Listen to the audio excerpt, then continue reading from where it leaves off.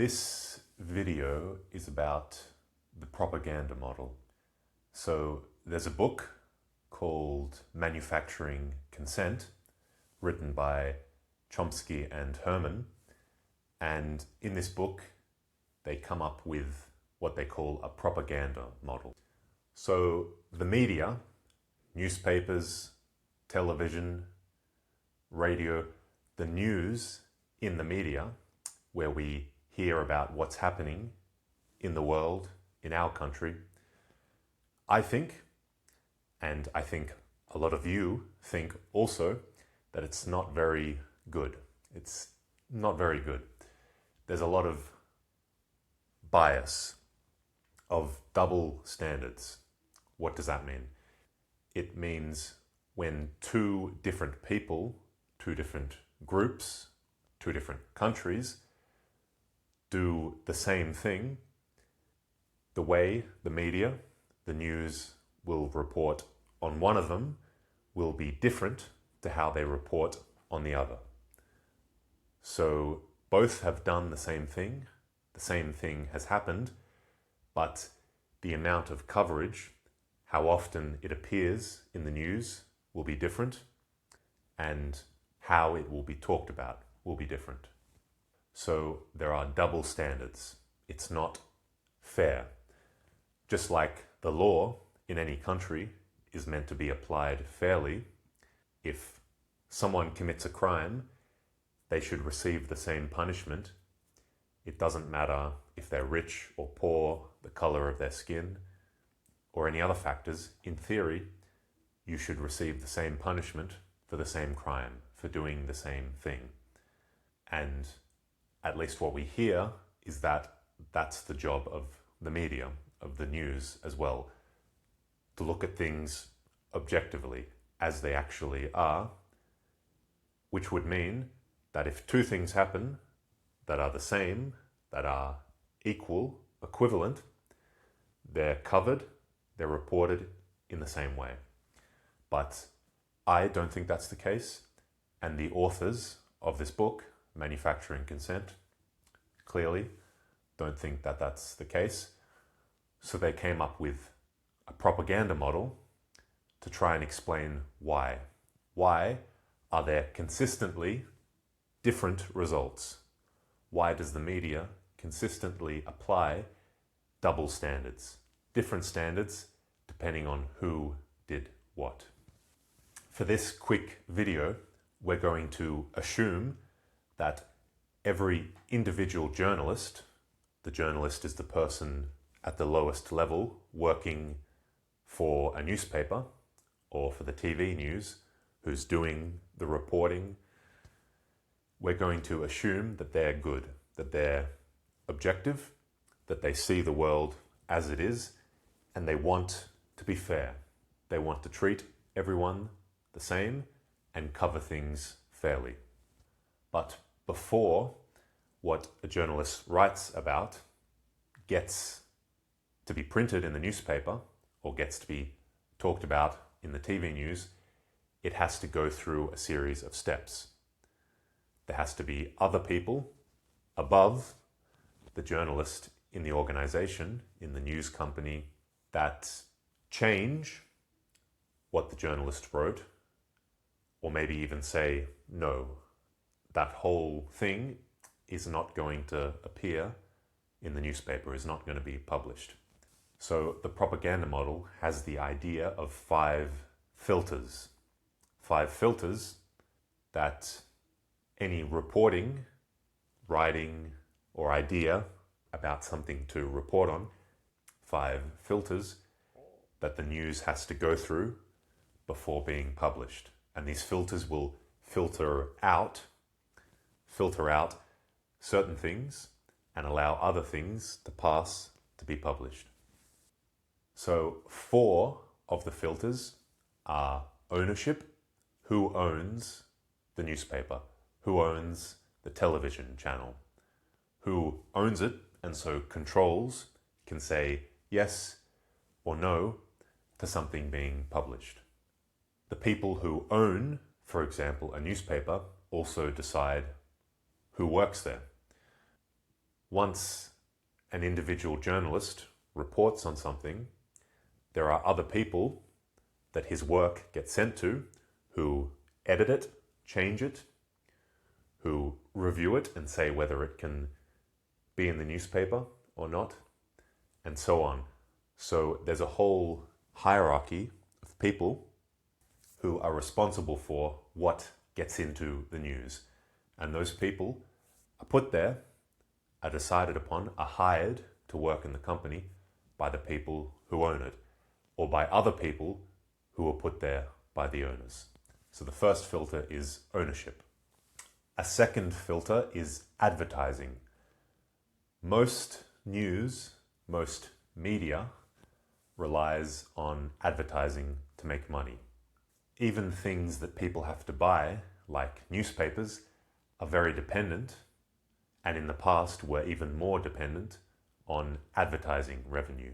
The money they make from advertisers putting ads in their newspaper to sell products, to advertise products to the people reading the newspaper. Even though a newspaper costs money to buy it, it's very cheap, much cheaper than the cost of making the newspaper, because the money made from putting advertising in there allows them to reduce the cost. So there's a very big dependence on advertisers, on the fact that big companies that sell products want to advertise in your newspaper or on your TV channel. So, of course, if there are things that would make advertisers a bit wary, make them not want to advertise with you, then you wouldn't do those things because you need the money. So the second filter is advertising. So, for example, if one of the big advertisers in your newspaper is a company that mines minerals in another country, and in that country the labor laws are not very good. The workers are not treated very well. They don't earn a lot of money, and the conditions there are bad. And your newspaper does a report on that industry, on the mining going on in that country. The report says things there aren't very good for the workers. Then that company who's advertising in your paper may stop advertising with you because you've published a report that puts them in a bad light. It shows that where they are in another country, the work they're doing in another country, they're maybe not doing it so ethically, that they're not treating their workers well. That's just an example. A third filter is sourcing. Where does the news come from? In reality, there are a few sources of information where most of the news comes from. These are typically the government or government agencies, big businesses, big corporations, and other big organizations, because huge amounts of the information in society aren't individual people looking around trying to figure something out. It's written documents, written processed information from the government, from big businesses that are doing most of the activity, that are at the top of most of the activity in society. So they produce huge amounts of information, which then journalists use as the source for their news. And as a journalist, if you don't have access to these sources, it becomes a lot harder to write stories, to write a lot of stories, because then you have to go looking for every piece of information that you need. So it's much easier to have access to these sources like the government or big business, who can give you lots of information that you can write about. So if you say something, if you report on something that the government doesn't like, that a big business doesn't like, they can cut you off. They can block you. They can say, we're not going to talk to you anymore. We're not going to give you information that makes it easy to do your job, to write about things. Now you're on your own. And because of the pressure a lot of journalists are under to produce lots of news, to write lots, a lot of them don't want to lose these sources of information. So they're not going to write things that are too critical, that are too negative about the government or big corporations, because they need the information from these organizations. A fourth filter is Flack. I'm going to talk about Flack as it connects to the three other filters I've mentioned. Flack is the criticism that individual journalists or the whole organization, the whole news organization, the news company, the TV channel, the newspaper, the criticism they receive about what they've published. And it relates to the three other filters I've talked about. If you publish something as a journalist that the owner of your newspaper doesn't like, you're probably going to receive flack. He's going to, in some way, let you know, tell you, even if it's not direct, it's indirect, it's indirectly, not direct, you're going to find out that the owner isn't happy with what you published. And maybe, at worst, you get fired. Or maybe you just know that if you keep publishing like that, you'll get fired. Flack, as I've said, also works through advertisers. If an advertiser isn't happy with something that's been published, they may threaten to cut the advertising, to stop advertising with that newspaper if they don't stop doing those sorts of reports. So it's a criticism or a threat that if you keep doing this, if you keep writing about this, there will be consequences.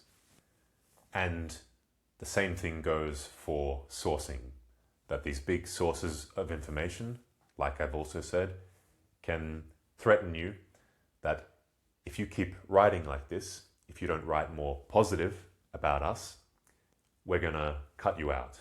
You're not going to receive any information.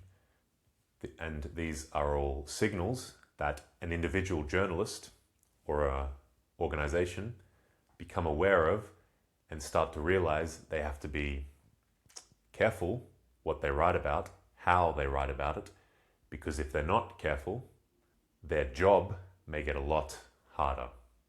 It may get a lot harder to do their job. The fifth filter I may talk about in another video. The fifth filter is ideology. At the time of Chomsky and Herman writing this book, Manufacturing Consent, they labeled it anti-communism, because back then it was still, I think, during the Cold War, when the Soviet Union and the United States were in a Cold War. But since then, you could call it terrorism, or now, who knows. The idea being that there's official enemies and official good guys. And with an ideology, anything that's bad, anything that you don't like, you can label as communist or terrorism. And anything that's good is the opposite. It's anti-communism. It's against terrorism. So the ideology allows the world to be simplified, and this is a very useful tool for creating those double standards that I talked about at the beginning of the video. It's a very useful tool to make two actions that are the same, that are equal, appear different because of who's doing them. Anyway, that's it for this video. Tell me in the comments below if you liked it or didn't like it, and let me know other ideas that you'd like me to make videos about. I'm struggling a bit to come up with ideas, themes for videos, for intermediate videos, so you can help me to make more. Leave a comment below. All right, see ya. And don't forget that you can support me on Patreon. The link is in the description below.